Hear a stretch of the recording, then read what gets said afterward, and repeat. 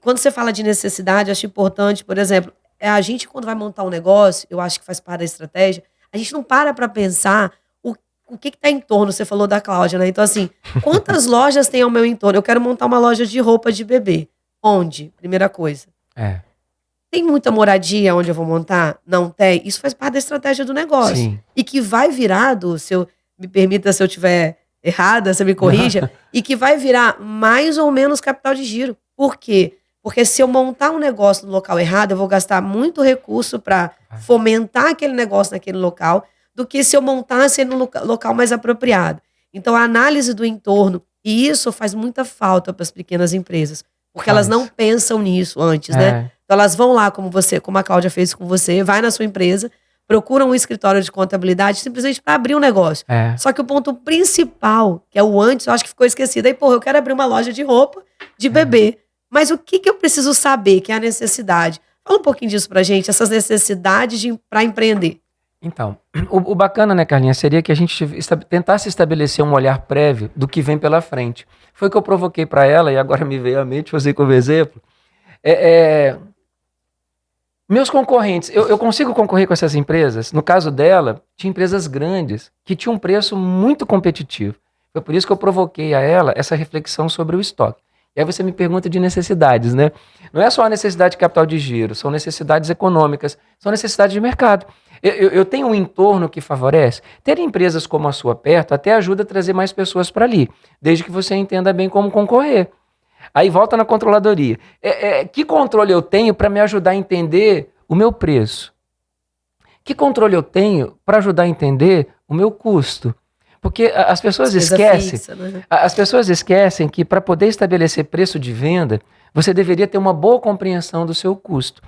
Então, se você quer abrir um negócio, você quer usar a controladoria depois que você abrir esse negócio, você deveria ter controles mínimos, básicos, usando esses softwares ou esses aplicativos que você citou, que são baratos. Alguns são até de graça, até um certo limite de transações. Exatamente. Então, hoje não tem nem desculpa para não controlar isso. Se você consegue mapear isso e ter um acompanhamento mínimo, você tem informação para pensar no seu preço de venda. Olha que coisa bacana, né? Quando a gente pensa em preço de vendas, quando a gente pensa em custo, o que eu quero entender, na verdade, é minha margem.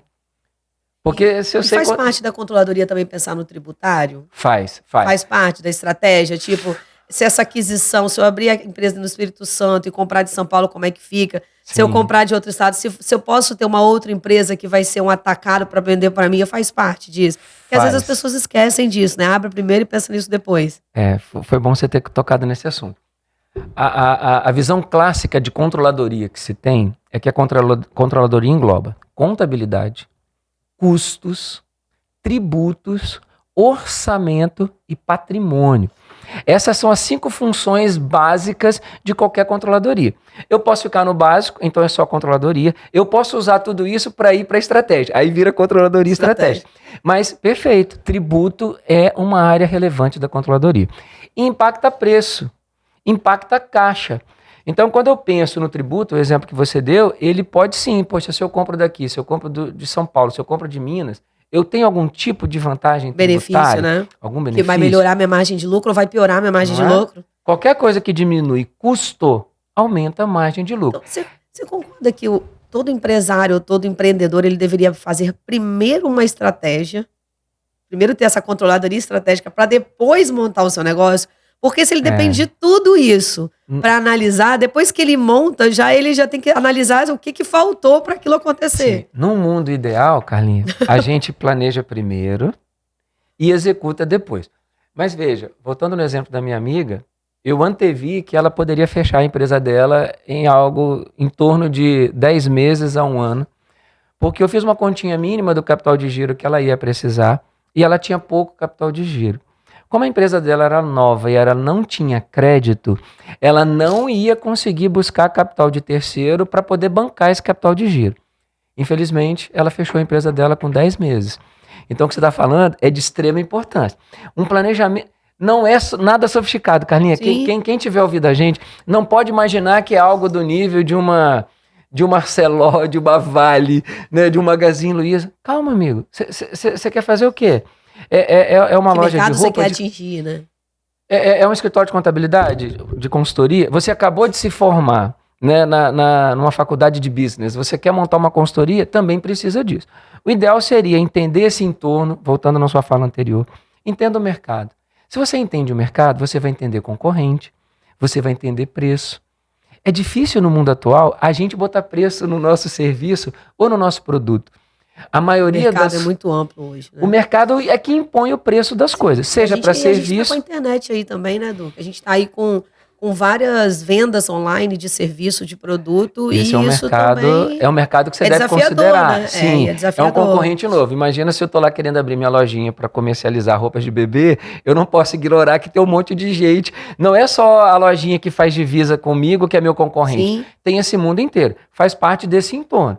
Se a gente está falando de planejamento e defendeu que o ideal é planejar, primeiro você entende esse mercado. Aí você entende o seguinte: o que eu posso agregar de diferente neste mercado? Porque se eu for entrar igual todo mundo, eu já entro... Eu vou ser mais um. Eu entro em situação de muita concorrência. Se eu tenho algo diferente, e o diferente, Carlinha, não é só preço. As pessoas precisam entender que o preço é importante, mas ele não é tudo. Eu posso estar disposto a pagar um pouquinho mais por um produto que você vende, porque você agrega um serviço para mim. Exatamente. As pessoas entendem isso. E veja, Carlinha, não é só quem tem dinheiro sobrando. Quem tem um salário mais humilde também quer ser bem atendido. Também está disposto a pagar um pouquinho mais. E também quer ter mais conforto em muitas situações. E você veja, hoje, claro, eu imagino que essa situação da Cláudia deve ter pelo menos uns 15 anos. Daí para mais, porque foi quando eu ainda estava no escritório, eu abandonei o escritório. Por que eu estou pensando nesses 15 anos? Porque hoje a gente tem uma facilidade de crédito gigantesca. Verdade. Inclusive, no nosso estado, a gente tem linhas de crédito sem garantia, sem comprovação de renda de R$5 mil, por exemplo, até R$20 mil. Hoje em dia então, a gente tem uma linha de crédito gigantesca que podem estar envolvidas no seu planejamento estratégico. Devem estar. E aí, você, além disso, você tem um e-commerce em alto crescimento no nosso país, por causa, claro, das adversidades aí que a gente teve, como a pandemia, como agora, infelizmente, uma guerra. Então, as pessoas realmente, para montar o seu negócio, elas têm que pensar em tudo isso. Sim. E a gente tem um agravante ainda maior, na minha opinião, que foi uma estratégia das grandes empresas, na minha opinião também, e que muita gente desconsidera. Se você pegar uma Americanas.com, ela vende hoje cerveja para entregar na sua casa.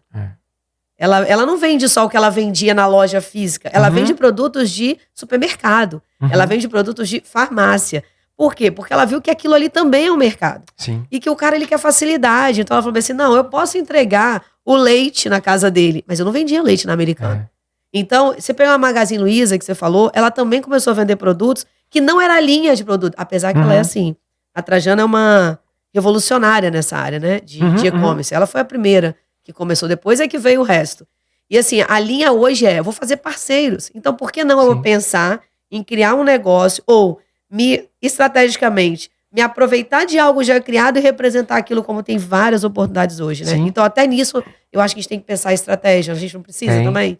Tem, e usando o exemplo que você deu da Americanas e da Magazine Luiza, eles usaram a credibilidade do nome deles para permitir que outros usassem a plataforma deles.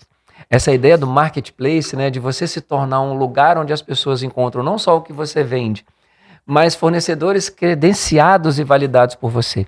Esse modelo não é brasileiro, esse modelo foi difundido muito pela Amazon, mas é um modelo que é replicável. E funciona. Se você só precisa construir uma marca forte, sólida, a ponto de que eu confie que a sua seleção do seu fornecedor é suficiente para garantir a entrega do meu produto. Então, eu vou pela confiança do seu nome. A Americana explorou isso, a Magazine Luiza é campeã. Fez parte da estratégia deles para crescer, né? Fez. Estratégia é uma coisa importante. A gente está defendendo aqui que qualquer business deveria partir primeiro de um olhar de longo prazo. Poxa, deixa eu entender o que vai acontecer ou o que pode acontecer. Se você estabelece esse olhar, você vai entender quanto que você precisa investir.